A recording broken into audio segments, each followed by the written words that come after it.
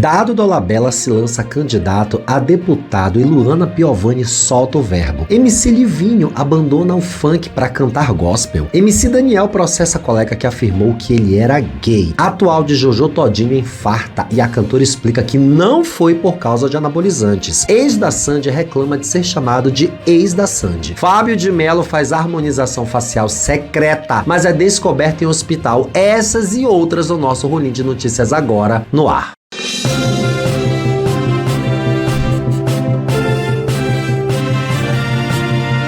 Olá, minhas rolinhas, eu sou Márcio Rolinho, criador e apresentador deste semanal de notícias, onde a gente requenta tudo que rolou aí durante a semana. Aqui a gente tem as notícias de política, a gente tem sangue e destruição, a gente tem celebridades e fofocas, e vocês ficam sabendo daquilo que vocês não souberam na internet através desse que vos fala. Então já segue o canal porque é muito bom, só tem no domingo, só que durante a semana inteira a gente tem vídeos todos os dias de tudo que é assunto. Segue, coloca seu dedão aí. Aqui debaixo tem o Pix, o Apoia-se e o Clube de Membros, pra você escolher um jeitinho aí de mandar uma graninha qualquer pra gente continuar fazendo vídeos legais todos os dias, e vamos de notícias.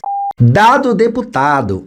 O bloco político de hoje está uma pataquada e bem curtinho. O ator Dado Dolabella foi anunciado nessa terça-feira, dia 3, como pré-candidato a deputado federal. Por onde? Pelo MDB, o Movimento Democrático Brasileiro, no Rio de Janeiro. Em um vídeo publicado nas suas redes sociais, o espancador de mulheres afirmou que está entrando na política para restabelecer o equilíbrio da família e lutar pelas crianças e mulheres. Lutar como, hein? O ator, que venceu o reality show A Fazenda, foi anunciado como pré-candidato em uma postagem feita pelo presidente do MDB no Rio de Janeiro, que é o Washington Reis. Pouco tempo depois, no entanto, a publicação foi apagada do perfil do Instagram da liderança política. Na gravação, Dado Dolabella afirma que é uma honra ser pré-candidato e que pretende lutar, a gente só não sabe como, contra coisas erradas, sem dar detalhes, né? A saber, a presidente nacional do MDB Mulher, a Kátia Lobo, afirmou nessa quinta-feira, no dia 5, que pretende apresentar um recurso contra a afiliação do ator Dado Dolabella ao partido. Segundo ela, o pedido de impugnação deverá ser protocolado em breve. Kátia disse ao Metrópolis que o recurso deverá ser analisado pela direção estadual do partido lá no Rio de Janeiro. A dirigente avaliou que a filiação do ator não está de acordo com o Estatuto da Legenda. Dado Dolabella acumula condenações por agressões contra muitas mulheres. A primeira ocorreu em 2010, quando foi condenado por lesão corporal contra uma ex-namorada e uma camareira. A gente sabe quem é. Ele admitiu ter cometido as agressões. No entanto, passado em outro caso, o ator foi condenado por tapas e socos contra o rosto de outra ex-namorada. A pena fixada de 2 anos e 4 meses de detenção em regime aberto foi deferida e Dolabella recorreu. O ator se filiou ao MDB na última terça-feira, no dia 3, com a promessa de disputar uma vaga de deputado federal nessas eleições de 2026 pelo Rio de Janeiro. Tomara que quando ele diga que ele vai lutar, não signifique bater.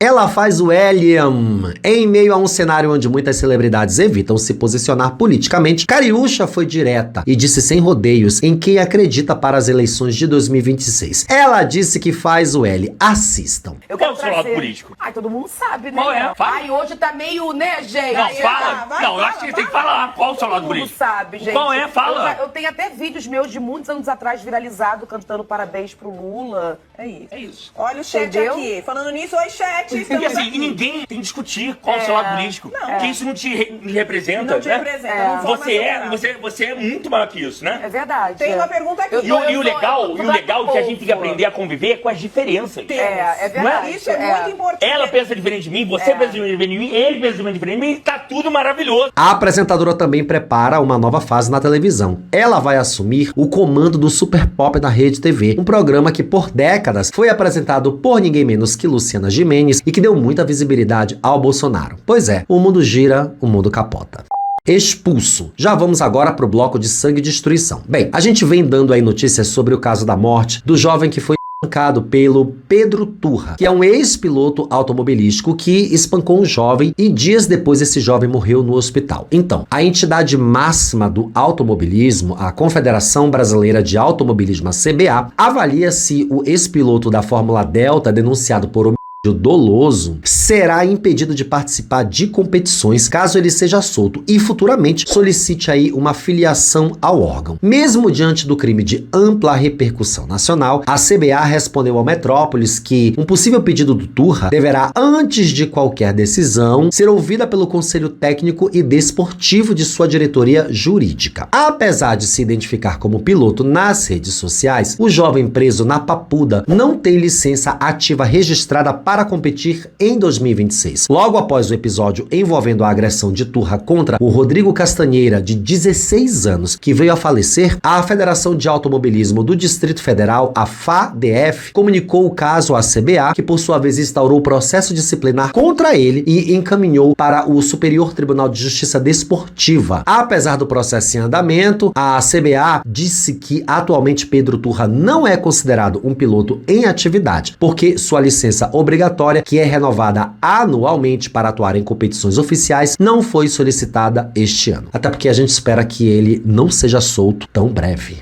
Vítimas aumentam. A gente também tem acompanhado aí o caso dos jovens que se juntaram para cometer um estupro coletivo contra uma garota de 17 anos, que é ex-namorada de um deles. E essa semana, mais uma jovem procurou a polícia nessa terça-feira, no dia 3, e afirmou ter sido vítima de estupro por um dos integrantes do grupo, que está sendo investigado aí pelo ataque que ocorreu em Copacabana. Essa é a terceira denúncia registrada. A jovem prestou depoimento na 12ª DP de Copacabana, acompanhada de sua mãe, e identificou Vitor Hugo Oliveira Simonin como o suspeito. O delegado Ângelo Lages informou que a investigação ainda está no início. Na segunda-feira, dia 2, um dia antes, outra jovem também denunciou ter sido por pelo menos 2 réus do caso de janeiro. E isso aconteceu quando ela tinha 14 anos. Atualmente, com 17, ela relatou que mantinha um relacionamento com um dos envolvidos, que é o único entre os acusados que é menor de idade. Segundo seu depoimento, a vítima foi convidada para a casa de Matheus Veríssimo Zoel Martins, onde pelo menos 2 suspeitos teriam participado da violência sexual e gravado imagens desse crime. As investigações estão em andamento e o delegado tem incentivado outras possíveis vítimas a se apresentarem para relatar os seus casos. Os 4 réus pelo ataque em Copacabana, incluindo Matheus Veríssimo, que se entregou à polícia, e João Gabriel Xavier Berto, também preso, enfrentam acusações de estupro qualificado e cárcere privado. A justiça já negou habeas corpus a 3 dos 4 maiores de idade procurados, e o caso está sob segredo de justiça. O inquérito revela que a vítima foi atraída para o apartamento sob falsas promessas e, ao chegar, foi agredida fisicamente e obrigada a praticar atos sexuais contra sua vontade. A defesa de João Gabriel nega as acusações, alegando que a jovem consentiu com a presença dos outros rapazes. Crianças na parada. O Supremo Tribunal Federal, STF, retoma nessa quarta-feira agora, no dia 4, retomou, um julgamento que pode impactar a participação de crianças e adolescentes nas paradas do orgulho LGBTQIAPN+, em todo o país. A corte analisa aí a constitucionalidade de uma lei do Amazonas que proíbe a presença de menores nesses eventos. Até agora, 5 ministros, Gilmar Mendes, Alexandre de Moraes, Edson Fachin, Carmen Lúcia e Luiz Roberto Barroso, já votaram, de forma remota, claro, pela derrubada dessa norma. O julgamento havia sido suspenso após o pedido de vista de Cássio Nunes Marques, mas volta agora à pauta do plenário físico. Com os votos já registrados, basta mais um posicionamento para que a lei seja considerada inconstitucional, porque ela é, embora os ministros ainda possam rever seus entendimentos. A norma questionada, sancionada em 2023 após a aprovação na Assembleia Legislativa do Amazonas, proíbe a presença de menores de idade em paradas LGBTQIAPN+, sob o argumento de que esses eventos exporiam crianças e adolescentes a nudez ou manifestações consideradas eróticas. A lei determina que pais, responsáveis, organizadores e patrocinadores impeçam a participação de menores sob pena de multa de 10 mil por hora em caso de descumprimento, salvo autorização judicial. As entidades argumentam que a norma viola princípios como igualdade, liberdade de expressão e direito de reunião, além de carregar, segundo os autores, um viés racista, homofóbico e transfóbico. O relator do caso, o ministro Gilmar Mendes, afirmou que a lei funciona como mecanismo de exclusão e reforça estigmas que a Constituição busca combater. Coração fraco. Na noite da última quinta-feira, no dia 5, o portal Léo Dias informou que Thiago Gonçalves, de 38 anos, namorado de Jojo Todinho, sofreu um infarto e precisou ser levado às pressas para o Hospital Central da Polícia Militar. De acordo com fontes, o policial militar, que leva um estilo de vida fitness e é adepto da musculação, teria passado mal após o uso de anabolizantes. Muito fitness, né? Ele segue internado na unidade hospitalar, recebendo cuidados médicos até o momento da gravação desse vídeo. Testemunhas relataram que Jojo chegou ao hospital extremamente nervosa ao acompanhar o namorado durante a internação. Jojo Todinho se manifestou sobre o estado de saúde do namorado. Em vídeo publicado nas redes sociais, a influenciadora rebateu rumores de que o problema de saúde tenha sido causado por uso de anabolizantes. Assistam. Oi, meu povo, boa tarde. Primeiramente eu quero agradecer a Deus e agradecer também vocês pelo carinho. Hoje foi meu primeiro dia de estágio. Eu confirmei que o Thiago sofreu um infarto, sim, mas não tem nada relacionado a anabolizantes. Isso foi uma informação que já chegaram dizendo que receberam lá de dentro, muito grave, tá? Uma pessoa espalhar isso, né? Thiago tem filho, Thiago tem família, está sendo apurado o que pode ter acontecido, né? Mas ele, graças a Deus, louvado seja o nome do Senhor, ele está bem. Acho que quem tá infartada por dentro sou eu, porque eu fiquei com as pernas bamba, mas esse homem é um tanque de guerra, né? Tá sendo bem assistido e bem acompanhado pelo hospital da polícia, e depois eu trago mais informações pra vocês. Beijo. Peço encarecidamente que vocês não repliquem algo que vocês não sabem, porque não se saiu o laudo, não saiu nada. Ontem eu fiquei nervosa, tava num nível que eu não consegui nem falar com a médica, né? Thiago tá bem, cheguei, gente. Ele tava rindo na sala de medicação. Eu falei, não é possível. Falei, moça, eu que vou ter que medir essa pressão aqui, que eu acho que tá 23/23. Mas é isso, Deus tá no controle. Thiago é um homem saudável, um homem que se cuida, né? E é isso, todo mundo passa por momentos não agradáveis e, como sempre, de cabeça erguida e firme e forte, ele vai sair dessa. Logo logo ele tá em casa, comendo a comidinha gostosa que eu faço pra ele, sendo amado e acompanhado, tá? E, mais uma vez, muito obrigada. Preso no banheiro, o advogado Aloísio Veras de Almeida Neto foi preso no início da tarde desta segunda-feira, agora no dia 2, em um motel de Rio Branco. A polícia militar foi acionada por um rapaz de 18 anos que estava com o advogado e afirmou inicialmente que teria sido roubado. Ao chegar no local, a PM do Acre encontrou o rapaz, que é natural do Peru, e Aloísio, trancados no banheiro do motel. A vítima acusou o advogado de sexual e cárcere privado. A Ordem dos Advogados do Brasil, do Acre, informou que não vai se posicionar sobre esse caso. O advogado tem situação regular na OAB e permissão para a atuação desde 2015. A Rede Amazônica Acre e o G1 apuraram que Aloísio Veras responde a um processo por homicídio e usa tornozeleira eletrônica.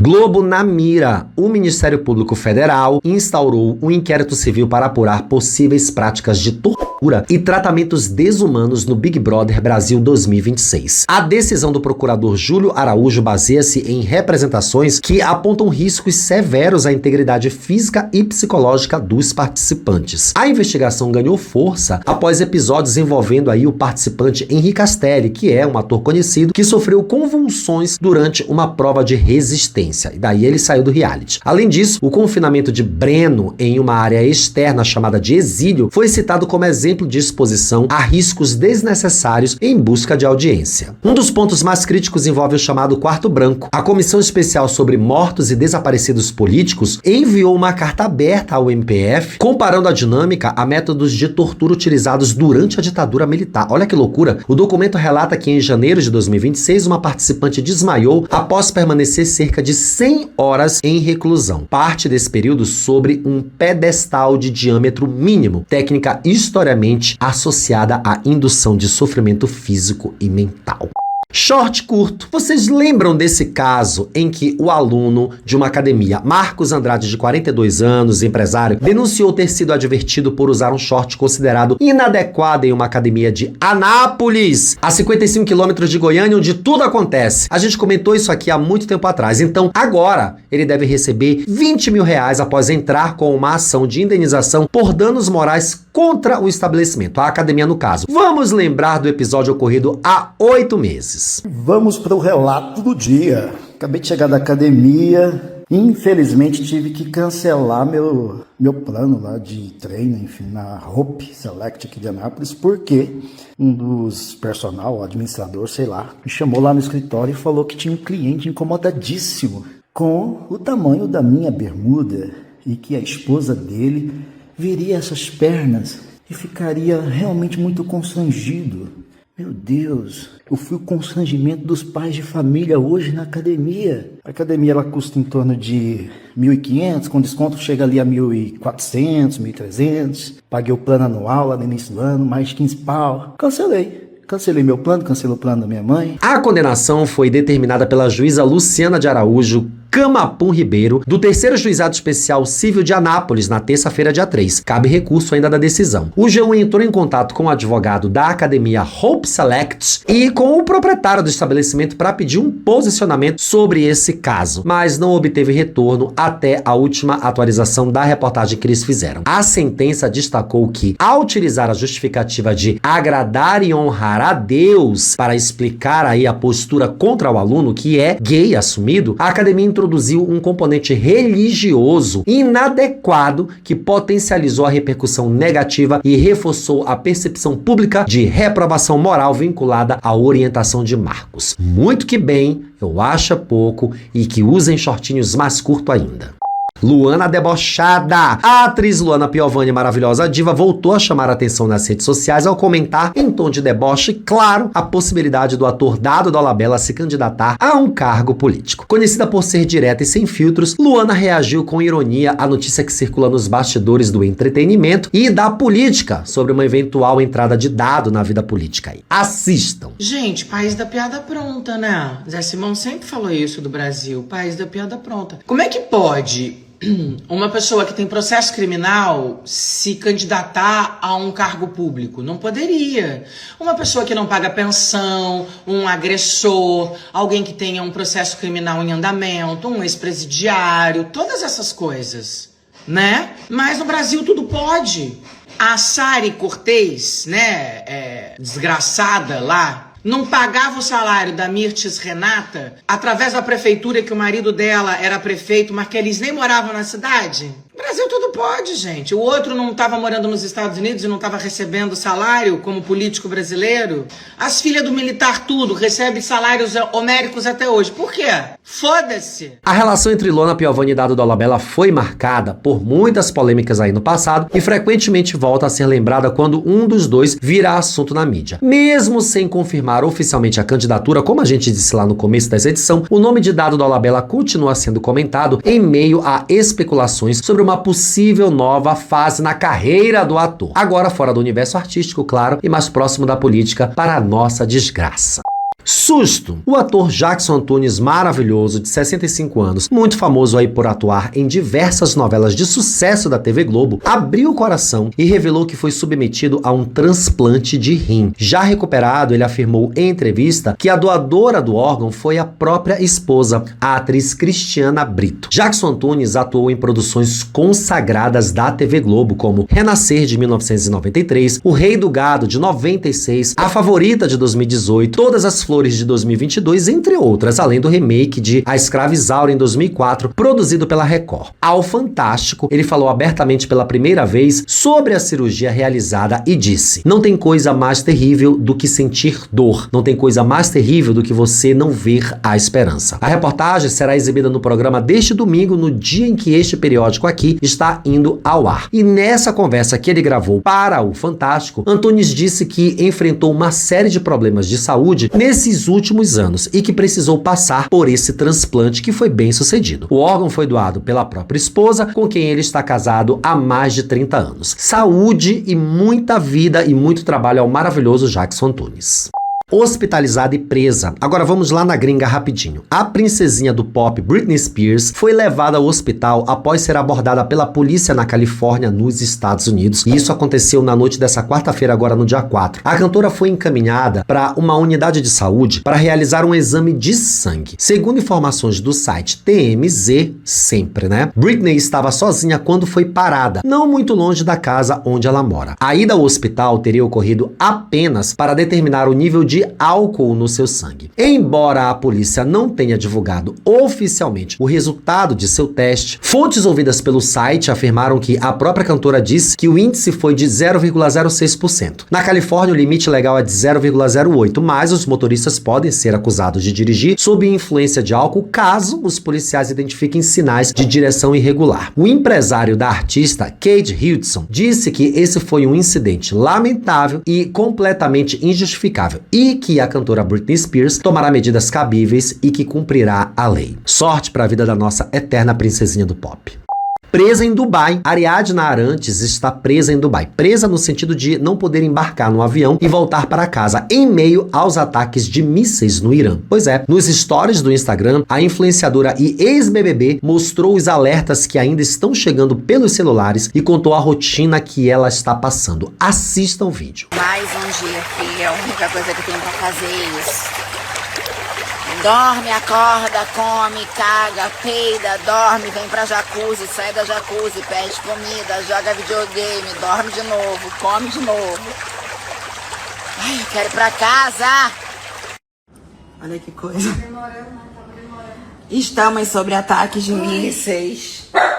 Meu Deus do céu, isso não acaba. Em outra publicação, Ariadna Arantes mostrou que os alertas de bombas continuam sendo enviados à população pelas autoridades. Disse ela: estamos sob ataques de mísseis. Meu Deus do céu, isso não acaba. Pois é, Mona, não vai acabar agora porque só começou. Mas você mesma que optou por viajar para um país do Oriente Médio que está praticamente todo em guerra. Cozinheira de jogador. A cozinheira que entrou com um processo contra o jogador do Santos, Neymar Júnior, afirmou à justiça ter sofrido problemas na coluna e inflamações no seu quadril devido ao trabalho pesado na mansão do atleta. Segundo a ação que tramita no Tribunal Regional do Trabalho da Primeira Região, a mulher que trabalhava até 16 horas por dia carregava materiais pesados. Isso acabou prejudicando aí a saúde da trabalhadora doméstica. A mulher afirmou ao TRT do Rio de Janeiro que costumava cozinhar para mais de 150 pessoas diariamente em uma mansão do crack, que fica em Mangaratiba, no Rio de Janeiro. Segundo a cozinheira, o esforço físico para carregar carnes e outros utensílios pesados na casa do jogador teria provocado problemas na coluna e uma inflamação em seu quadril. Ela afirma ter realizado consultas e exames médicos para diagnosticar as lesões e pede que Neymar lhe pague pensão. Embora tivesse salário registrado de cerca de R$4.000, a cozinheira afirma à Justiça Trabalhista que recebia, em média, R$7.500 mensais por conta das horas extras adicionais, quase o dobro. Segundo a ação, mesmo contratada para trabalhar apenas durante a semana, ela também teria desempenhado funções aos fins de semana, especialmente aos domingos. Neymar é processado juntamente aí com uma empresa terceirizada por meio do qual a cozinheira foi contratada para prestar serviços na residência do jogador. De acordo com o documento ao qual a coluna da Manuela Alcântara teve acesso, a cozinheira trabalhou de julho do ano passado até fevereiro desse ano na residência principal do jogador, chamada de Casa Hotel Porto Belo, além de ter trabalhado no condomínio ao lado, que é o condomínio Porto Belo. O horário previsto em contrato era de 7 da manhã às 17 horas, de segunda a quinta-feira, e das 7 às 16 nas sextas-feiras. Segundo o processo, porém, a jornada nunca era cumprida nesses moldes e a trabalhadora ficava além do horário, chegando a atuar mais de 16 horas por dia em média. Eita, adulto Ney, sempre fazendo merda.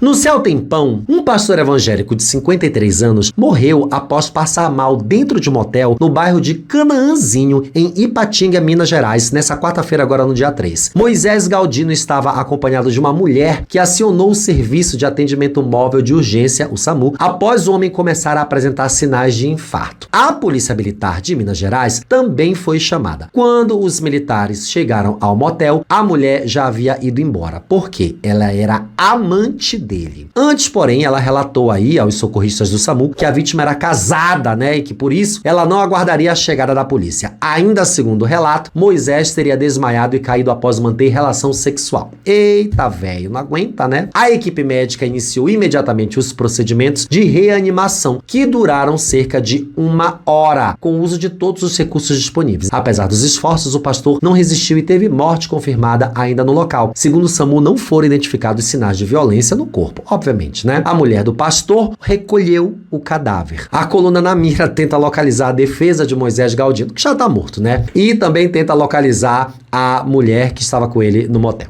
Ex da Sandy, Lucas Lima, ex-marido da cantora Sandy, não gosta de ser chamado de ex da Sandy. Ele usou as redes sociais para fazer uma reflexão sobre como o jornalismo atual, especialmente o de celebridades, aborda o uso de apostos, aquilo, né, que está entre vírgulas para determinar ou categorizar uma palavra dita anteriormente. Ao compartilhar uma capa da revista Capricho, muito antiga, o músico escreveu: "Muito louco que em 1999, quando escreviam sobre mim, tinha até o nome da minha banda. Hoje nem meu nome botam mais, só colocam ex. Que troço doido isso." A imagem que vocês viram aí cita a família Lima, né, que era a banda de rock sinfônico criado pelo Lucas e alguns de seus familiares. Lucas Lima e a cantora Sandy Lia foram casados por mais de 20 anos. Eles começaram a namorar em 1999 e anunciaram o divórcio em 2023. São pais do Theo, de 11 anos, e no começo deste 2026, Lucas tornou público seu primeiro relacionamento desde o fim de casamento. Ele namora a publicitária Nina Forlin e a Sandy já namora aí um tempão, um boy que tá envolvido com vários problemas de escândalo de corrupção da sua clínica. Hétero assumido. A coluna da Fábio Oliveira informou que o MC Daniel começou uma batalha judicial em fevereiro agora desse ano, envolvendo uma declaração do influenciador Rafael Murmura, não sei quem é nenhum nem outro, quero deixar isso claro, a respeito da orientação sexual do famoso. MC Daniel acionou Rafael Murmura Ângelo após o influenciador publicar um vídeo no Instagram afirmando que o funkeiro é gay e que esconde a sua sexualidade. Meu Deus do céu. Ele disse ainda que o artista já teria morado com outro homem. A justiça, o cantor afirmou que lhe foi atribuída uma orientação sexual de forma pejorativa e discriminatória, coitado do hétero, né? E disse que a narrativa do réu é mentirosa e sensacionalista. O tal do MC Daniel, que eu só tô sabendo que existe agora, alegou que o Murmura, que eu só tô sabendo que existe agora, empregou expressões estigmatizantes usadas para ridicularizar homens héteros. Explicou que a homossexualidade não é motivo de desonra e que houve ilicitude na forma com que o réu a utilizou. O famoso também sustentou que o problema está no fato de o influenciador utilizar a orientação sexual maliciosamente com viés preconceituoso e clara intenção de humilhá-lo e ofendê-lo. Harmonização celestial. Padre Fábio de Mello resolveu dar uma recalchutada na lata no início dessa semana e ele passou aí por uma cirurgia estética em um hospital particular no Rio de Janeiro. E a coluna da famigerada Fábio Oliveira revelou detalhes exclusivos para nossa alegria. Segundo suas fontes, pessoas viram o religioso deixando o hospital de milionários, o Copstar, na zona sul da cidade, com alguns curativos e de tanto fuçar, descobriram que sim, ele passou por um procedimento no rosto com o cirurgião Paulo Miller, também caríssimo, coisa de milionário. A coluna entrou em contato com o padre Fábio de Mello, mas não recebeu retorno. Eu prometo que assim que tiver atualização sobre a demonização, sobre a harmonização celestial de Fábio, super íntimo, eu trago pra vocês. Aliás, eu levo lá no Instagram, porque esse tipo de baixaria a gente conta lá em 3 minutos. E o Oscar vai para... Então, Wagner Moura esteve no talk show do Jimmy Kimmel Live, né? Lá nos Estados Unidos, na noite da última quarta-feira, no dia 4, que além de comentar sobre a corrida de O Agente Secreto pelo Oscar de 2026, o ator falou sobre o ex-presidente Jair Bolsonaro do PL e o comparou com Donald Trump, presidente norte-americano, e ainda disse que o nosso Trump está na cadeia. Assistam essa maravilha! Have you thought about your speech should you win? You know what? I saw you giving your acceptance speech at the Critics' Choice. Oh yeah, you were there, right? Yeah, and you thanked Trump. I did. And I thought that was a brilliant idea, that I should basically thank Bolsonaro for... Bolsonaro is our Brazilian Donald Trump. Yeah, right. But our Trump is in jail. Yeah. And How does that feel? It feels good, dude. It does, huh? But this film wouldn't happen if it wasn't because of him. Because if the film, the Secret Agent, came from the director and myself sharing our perplexity over what was going on in Brazil from when Bolsonaro. Bolsonaro, for people who don't know, and you can obviously tell us a lot better than I can, but he is very anti-gay, anti-women, anti-everybody, right? Anti-democracy in general. That's why he's in jail for attempting. And of course, Trump loves him. And he loves him. He threatened Brazil with tariffs. Huge tariffs, right? Like 75% tariffs. He wanted Brazil to release Bolsonaro and think. And then you guys said no, and he's like, all right, forget that Forget tariff about thing. the tariffs. Yeah, that's how it usually goes with him. Ai, esse Vaguinho é um pândego mesmo, né? Ele merece um Oscar. Do funk ao gospel, o funkeiro MC Livinho, que eu também não sei quem é, me perdoe, anunciou que 2026 marcará o fim de sua trajetória no funk. Isso deveria ser uma ótima notícia para todos nós, né? Mas a coisa vai piorar. Encerrando aí um ciclo de aproximadamente 15 anos de carreira, o artista afirmou que a decisão veio após um período de reflexão. Já estão sacando, né? Pois é. Segundo Livinho, a escolha está ligada ao desejo de priorizar a família, a saúde e a espiritualidade, iniciando uma nova fase longe da rotina intensa dos palcos, mas nem tanto. Ao que tudo indica, ele vai cantar música gospel. Assistam, mas prepare os ouvidos em caso de sangramento. Perguntei para Deus porque o Senhor não quer me ouvir. Me frustrei, eu chorei, pensei até em desistir. Mas quando eu calo, ele me fala pra eu prosseguir. Se desanima, ele me diz, filho, estou aqui. Vai chegar a sua vez, não te esqueci. Pode confiar em mim. Aquilo que eu tenho preparado pra você, a sua imaginação não consegue prever. Ore outra vez, busque outra vez, tente só mais uma vez. Não falhará, Deus cuidará, semeie os bons frutos e colherá vitórias, glórias vindas do céu. Não manche as vestes, ele é fiel.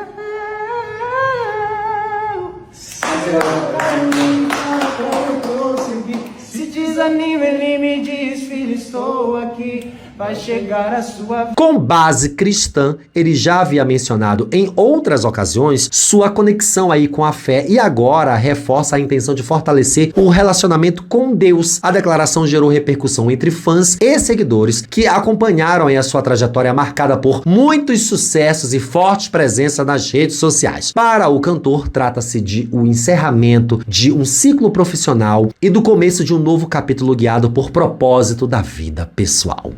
Mito do Uber. A gente encerra essa edição, que teve pouquíssima política hoje, né? E muita farofa, com uma notícia lá do bloco político. Pois é, apoiadores de Jair Bolsonaro do PL se uniram no Museu da República nesse domingo do dia 1º para o ato Acorda Brasil. Dentre os manifestantes presentes, uma figura chamou a atenção do público. Um sósia do ex-presidente, conhecido como Mito do Uber. Ao Metrópolis, o homem contou que chegou lá às 7 da manhã no local para organizar a sua tenda na manifestação. Ele tem uma tenda, gente. Questionado sobre a importância do ato, ele disse que o seu objetivo principal é lutar contra a corrupção, que está demais, tipo como se ele fosse o presidente mesmo, sabe? Ele acrescentou que considera necessária mudanças nas cadeiras do Senado e da Câmara dos Deputados e Distrital. Convocada pelo deputado federal Nicolas Ferreira do PL e pelo pastor Silas Malafaia, a mobilização aconteceu em diversas cidades do país neste domingo. Inclusive, em São Paulo, teve briga, soco, enforcamento do pastor Flávio Amaral. Eu postei esse react lá no Instagram. Me sigam lá para ver as coisas que eu não posto aqui, porque lá tem tiro, porrada e bomba. A manifestação teve como pauta a defesa da prisão domiciliar para o ex-presidente Jair Bolsonaro e o envolvimento de ministros do Supremo Tribunal Federal no caso Master, especialmente Dias Toffoli e Alexandre de Moraes. O sósia fez sucesso. Fotos fotos, autógrafos e muitas entrevistas. Estava igual pinto no lixo, igual besouro na bosta, como um mito tem que ser. Fique com a fotinho dele para vocês nunca tirar essa imagem da cabeça. Muito obrigado para quem chegou até aqui o final dessa edição. Não esquece de seguir esse canal que é muito bom, é babado mesmo aqui. Tem todos os dias, sempre às 20 horas, no domingo ao meio-dia. Aliás, sábado e domingo ao meio-dia, aqui de baixo tem uma maneira legal de você ajudar o canal. E aqui está passando o último rolinho de notícias para você continuar maratonando no canal. Um grande beijo e até o próximo.